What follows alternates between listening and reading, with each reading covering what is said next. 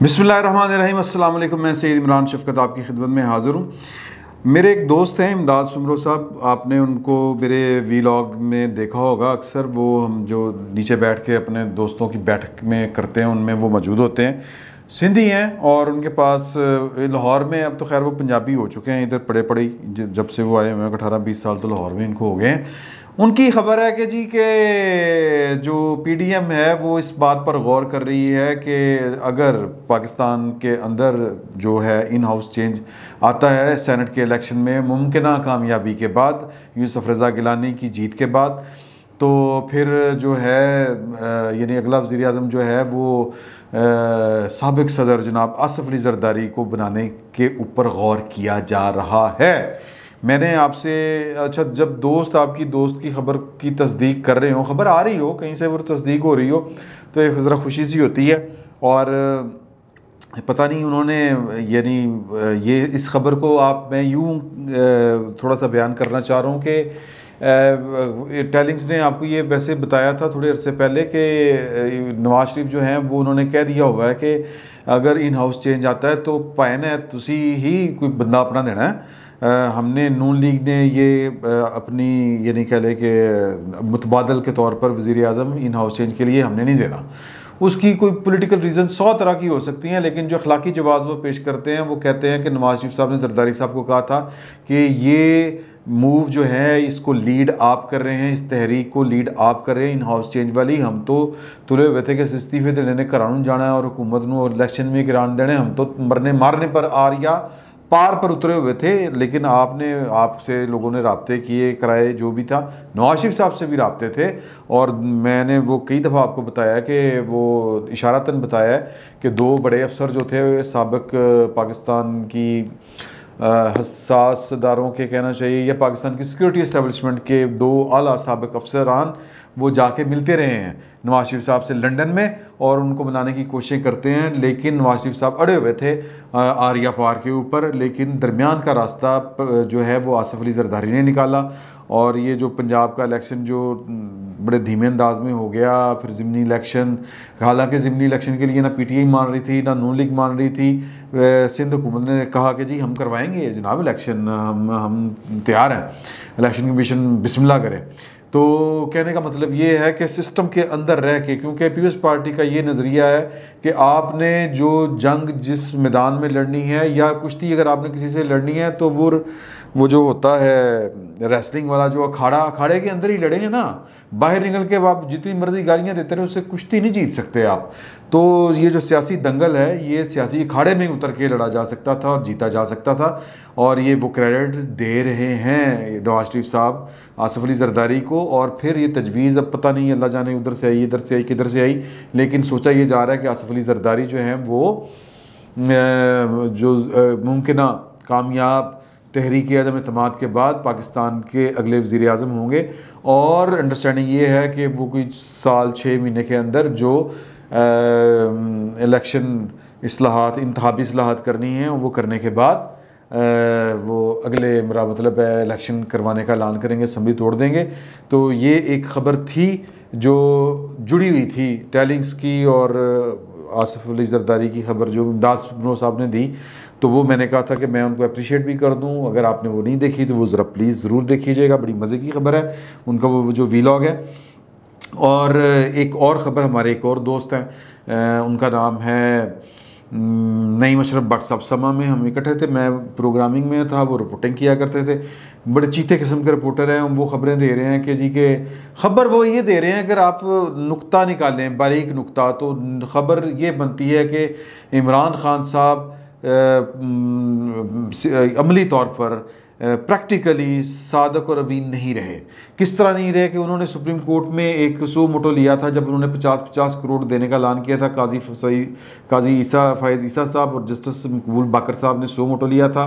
और उसके जवाब में सुप्रीम कोर्ट के रूबरू वज़ीर आज़म या सुप्रीम कोर्ट की हिदायत के बाद वज़ीर आज़म ने अपने दस्तखत शुदा एक बयान जो था, हल्फिया बयान ही कहेंगे उसको, वो सुप्रीम कोर्ट में पेश किया था कि हमने कोई पैसे नहीं दे रहे और ना हम देंगे। इस तरह करके उन्होंने गोल मोल सा जवाब दिया था जिसका हर तरह से मतलब ये निकलता है कि हम जो है वो तरक्याती फ़ंड नहीं दे रहे।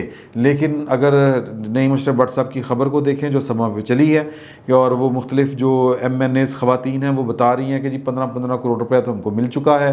और इमरान खान साहब ने जब ये ऐलान किया कि 50-50 करोड़ रुपया देंगे, यानी तब जब उन्होंने सुप्रीम कोर्ट में ये बयान दिया कि हम पैसे नहीं दे रहे, ये फ़ंड्स नहीं दे रहे, तो ये ऐसी ही बात थी, तब भी वो 15-15 करोड़ रुपए दे चुके थे, यानी वो झूठा था बयान।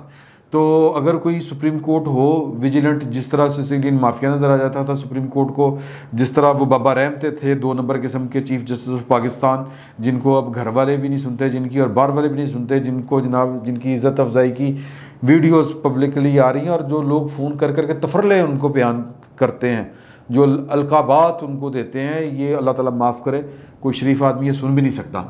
तो पागल हुए फिरते नहीं बाल फसे दीगर, मैं बहुत महतात अंदाज में भी कहूँ तो मैं जो पॉइंट मेक करना चाह रहा हूँ कि इस तरह की अगर विजिलेंट सुप्रीम कोर्ट हो जो खुर्दबीने लगा के पिछली हुकूमतों के ऊपर बैठी रहती थी, वो गिलानी साहब की हुकूमत होती थी, मतलब जीण नहीं देता उस वज़ीर आज़म, काम कोई नहीं करने देता, लेकिन फिर भी वो जो भी था घर भेजा उनको। नवाज शरीफ घर भेजा, इन्हों नहीं घर भेजना। अब ये क्यों नहीं भेजना, ये मैं इस पे बात करूँगा तो फिर वो बात जो है वो दूर तक जाएगी, और दूर तक बात नहीं जानी चाहिए। आपस की बातें आपस में रह जाएं अच्छा होता है। लेकिन वज़ीर आज़म साहब जो हैं वो आज बैठे हुए थे, आज नहीं सॉरी माफ़ी चाहता हूँ, ये मैं चूँकि अभी वो कल वाली खबरें मैंने देखी हैं, कल रात को बल्कि कल सारा दिन उन्होंने पार्लियामेंट हाउस में गुजारा, मज़ीद आज और कल भी उधर ही होंगे, और जोड़ तोड़ वो कर रहे हैं, जोड़ तो उनका हक बनता है। लेकिन आप ये देखें कि पाकिस्तान के अंदर मुनाफिकतों का लेवल क्या है, ये तस्वीर देखें। ये आपको ARY न्यूज़ की खबर मिलेगी, ये प्रोग्राम है ARY न्यूज़ में दी रिपोर्टर्स वाला जो है साबर शाकर साहब और चौधरी गुलाम हुसैन साहब का, उसमें ये जो ऊपर हेडर चल रहा है कि जी के खरीदो फरोख्त जारी, यूसुफ रज़ा गिलानी ने वज़ीर आज़म से ही वोट मांग लिया। यार वोट मांगना क्या खरीदो फरोख्त होता है? मतलब ये कि हमने दुकानें खोली हुई हैं, सहाफ़त हम कोई नहीं कर रहे, हमने जनाब तड़े मल्ले में हैं, और इमरान खान साहब जो कुछ मर्ज़ी कर जाएं वो ठीक है, और वो जो कुछ मर्ज़ी करते रहें ठीक है। ये समा वाली जो ख़बर है इस पर ज़रा करें ना प्रोग्राम, कोई क्यों नहीं करते? तो फिर मतलब ये है कि अजीबोगरीब से धड़ाबंदियाँ हैं, और पाकिस्तान जो है वो धड़ाबंदियों का ही शिकार है, इसी तरह ही चल रहे हैं मामला। लेकिन मैं पॉइंट जो मेक करना चाह रहा हूँ वो ये है कि सियासी जोड़ तोड़ और ख़रीदो फरोख्त में फ़र्क होता है। मैंने पहले भी कहा था कि जो वोट मांगना ये किसी भी उम्मीदवार का हक है, और वो वोट मांगते हैं, और वोट मांगने के मैंने आपको तरीके भी बताए थे कि वो किस किस तरीके से वोट मांगते हैं। ज़ाती तल्लुक़ की बुनियाद पे मांगते हैं, बरादरीज़म पे वोट मांगते हैं, यारी दोस्ती की बुनियाद पर मांगते हैं, पुरानी तलकदारी की बुनियाद पर वोट मांगते हैं, मैं तेरे नाल लेना टाइम कटे है, इस पर ये भी इस पर भी वोट मांगते हैं, वे मैं तेरे ब्याह ते अपनी गड्डी नहीं सी दी थी, इस पर भी वोट मांगे जाते हैं। और कल जो था एक इशाइया शाजिया मरी साहबा ने दिया हुआ था, इमरान खान साहब जो हैं वो सिर्फ मुलाकातों के ऊपर ही उन्होंने टरखाया, और वो अकेले अकेले बंदे से मुलाकात करके हल्के के मसाइल पूछ रहे थे। ये हल्के के मसाइल पूछने का क्या मतलब है? और वो भी बूवे आई जानते विनो कुड़ी दे कन, मतलब ये है कि पहले हल्के वज़ीर आज़म को याद नहीं है, और वज़ीर आज़म साहब के जो पार्टी के लोग हैं वो वीडियोस रिकॉर्ड कर रहे हैं कि हम पार्टी के हैं, PTI के हैं, लेकिन वोट नहीं देंगे क्योंकि पैसे दे के टिकट देता होया।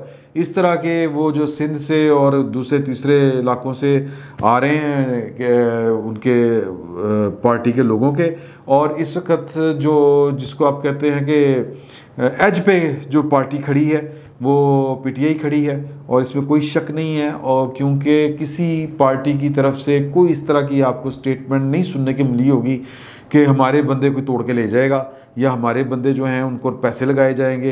तो ये इमरान खान साहब को सोचना चाहिए कि वो जब ये वाली बात करते हैं तो वो बेसिकली अपने मुंह के ऊपर ही खुद ही चपेड़े मार रहे होते हैं। तो बाकी रह गया पीछे कल इलेक्शन है, इंशाल्लाह ताला वो जो भी सूरत हाल होगी वो हमारे सामने आ जाएगी। और ये जो इलेक्शन है सेनेट का, ये एक समझें कि सुपर सेमीफाइनल है, क्योंकि पहला सेमीफाइनल तो कल सुप्रीम कोर्ट की तरफ से जो राय आई, और उसके बाद जो इलेक्शन कमीशन की तरफ से खामोशी आई, अभी तक की जो खामोशी थी वो आई, तो काम सीधा हो गया। मतलब एक सेमीफाइनल जो है वो हुकूमत हार गई, और अगर यूसुफ रज़ा गिलानी का जो सुपर सेमीफाइनल है वो भी हार गई, अपसेट दे दिया यूसुफ रज़ा गिलानी ने, तो फिर उसके बाद अगला जो मोर्चा है वो, या अगला जो रन पड़ना है वो तहरीक अदम इत्तेमाद का पढ़ना है। मेरा ख्याल है कि शायद उसकी नौबत ना आए और इमरान खान साहब जो हैं वो असम्बलियाँ तोड़ने की पूरी कोशिश करेंगे। खेल बार बार मैं कह रहा हूँ कि दिलचस्प मरहले में दाखिल हो चुका है। इस खेल को ऑब्ज़र्व करें, देखते रहें, और कौन कितने पानी में है और कौन कितना मुनाफिक है और किसकी सियासत कितनी बचगाना है, ये देखते रहें। हम भी देख रहे हैं। फिर थोड़ी देर बाद मुलाकात होती है। फिल वक्त इतने बहुत बहुत शुक्रिया आपका।